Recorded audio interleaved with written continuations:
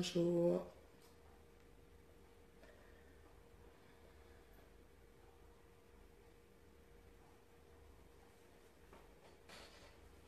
Bonjour, bon week-end.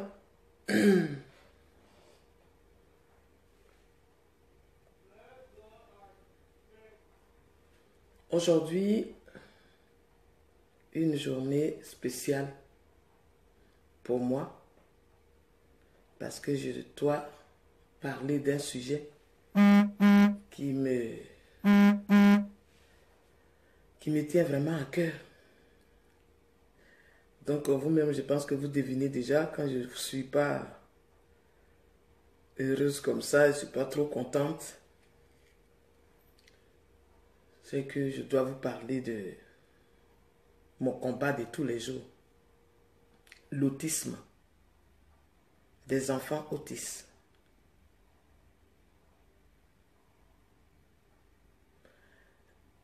Je dis toujours que l'autisme n'est pas une fin, mais vraiment c'est une souffrance. C'est vraiment dur.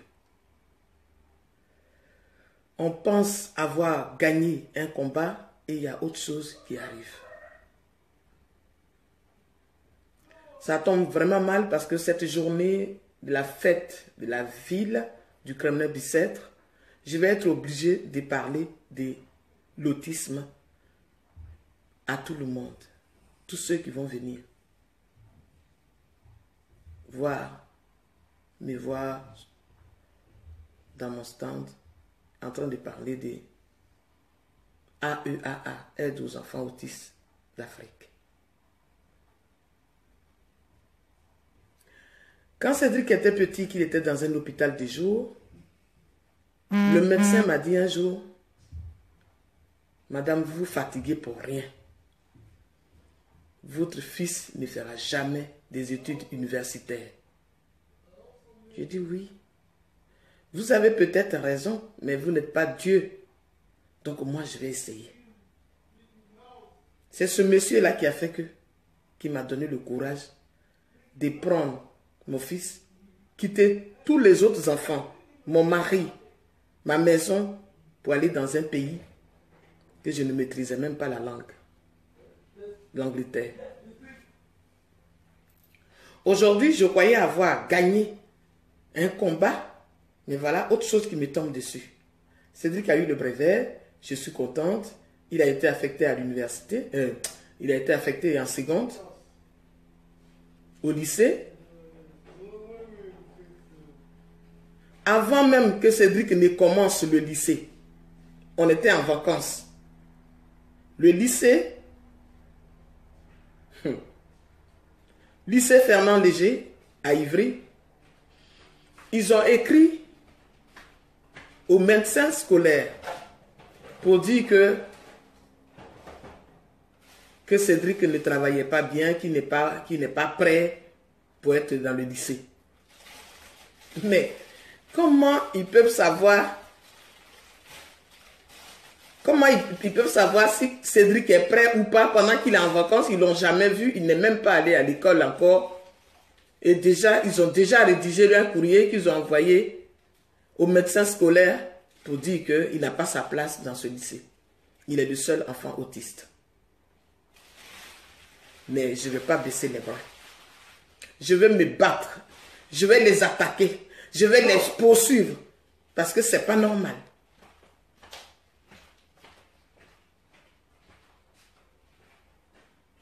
Pour analyser mon enfant, pour savoir s'il est apte à continuer dans leur lycée, ils auraient dû lui donner au moins une semaine ou même un mois. Mais il n'est même pas encore allé à l'école et eux, ils savent déjà qu'il n'est pas bien dans cette école, qu'il est en retard, qu'il ne travaille pas bien, tout et tout. Il n'a même pas encore travaillé. Voilà, depuis hier, ça bouge dans ma tête. Ça bouge dans ma tête. C'est pas normal. C'est pas normal, c'est du racisme. Et le médecin, il a dit ça devant Cédric et lui, il était touché. Et quand je le vois dans cet état, moi-même, je n'étais pas bien. Toute la journée d'hier, je n'étais pas bien. Pourquoi? Pourquoi l'injustice comme ça? Laissez-le travailler. Essayez-le pour voir. Pourtant, tout le monde sait que les enfants autistes, ce sont des enfants qui sont très, très intelligents. Il y a des choses qu'ils ne maîtrisent même pas, mais il y a des choses qu'ils maîtrisent encore plus qu'un enfant qui n'est pas différent. Parce que moi, je ne peux pas appeler ça normal. Ce sont des enfants différents. On ne peut pas dire qu'ils ne sont pas normaux. Et là, voilà un combat qui commence. Il fallait que je vous parle de ça. Parce que vous avez toujours été des bons conseils. Vous nous avez toujours soutenus. Et puis voilà, aujourd'hui, on était contents. On s'est dit qu'il y a eu le brevet. Oui, c'est super. Il va au lycée et tout. Il n'a même pas encore commencé. Il est déjà renvoyé du lycée. Et ça, je ne vais pas laisser faire. Je ne vais pas les laisser faire. Je me suis trop battue pour arriver là. Je ne peux pas baisser les bras. Pourquoi?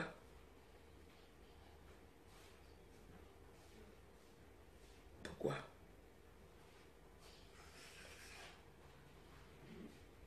Moi, je ne trouve pas ça normal. Le pauvre enfant qui est resté pendant 8 ans, qui ne parlait pas, qui a commencé à parler, qui a commencé à se battre, qui a appris l'anglais comme ça d'un coup. Mais aujourd'hui, à 16 ans, il est tout content d'aller au lycée et tout. Et là, mais je ne veux pas les laisser. Heureusement que c'est eux-mêmes qui ont écrit leur lettre. Ils ont écrit la lettre avant même que l'enfant ne commence les cours. Donc, ils l'ont même jugé avant même de voir ses capacités. Pourquoi? Mais il a le droit d'aller à l'école comme tous les autres enfants. Est-ce que c'est moi qui l'ai orienté là-bas?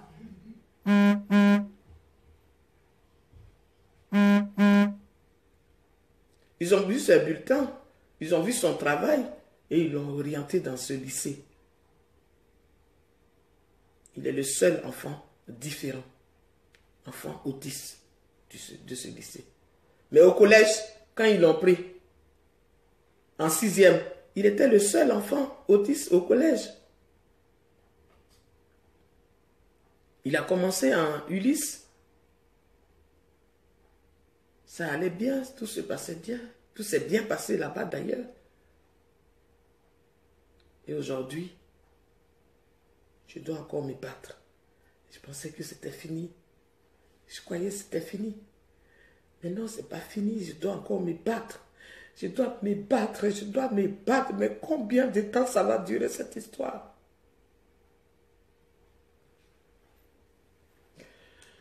Seigneur, donne-moi la force.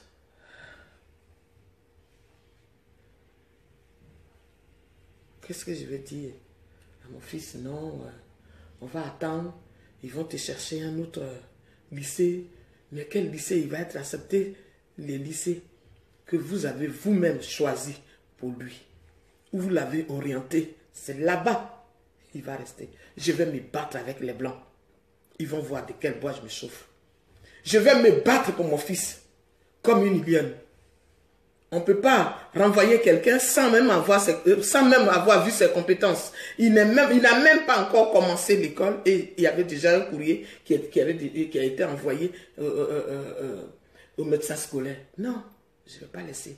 S'il y a quelqu'un qui voit ma vidéo et qui peut m'aider, qui peut me donner des renseignements, j'ai besoin de vous. Aidez-moi. Aidez-moi à rédiger un courrier, à faire des choses, à envoyer partout pour les dénoncer. Parce que ce n'est pas normal. C'est pas normal.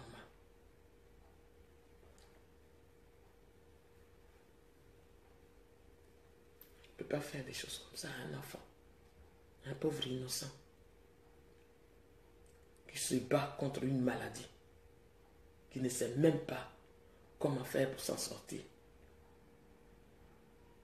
Déjà, il fait des efforts. Et là, il a déjà mis dans sa tête qu'il va se battre pendant 3 ans pour passer le bac. Et on lui annonce un truc comme ça, c'est gros, c'est trop gros pour lui. Je ne sais pas, que Dieu me vienne en aide. Mais je vais m'y battre. Je vais m'y battre. Voilà ce que j'avais à vous dire.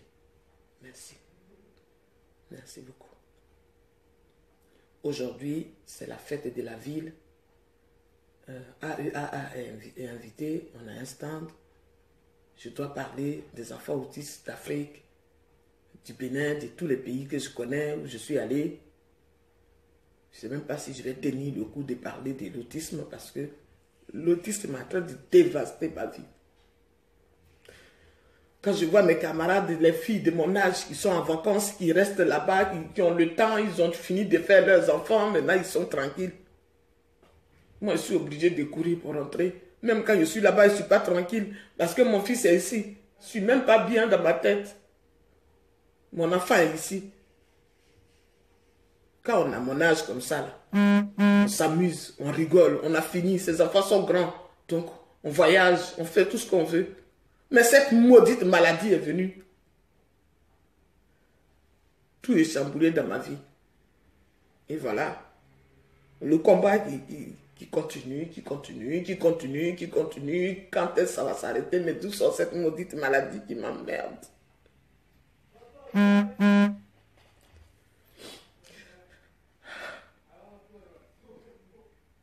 Je ne sais même pas par où commencer.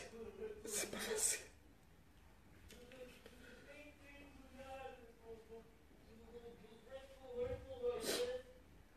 Allez.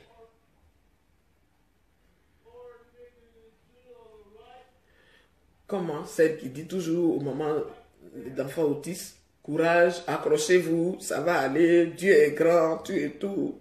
Mais Dieu, qu'est-ce qu'il fait même? Les pauvres enfants innocents qui souffrent comme ça, Dieu a fait quelque chose, c'est pas possible.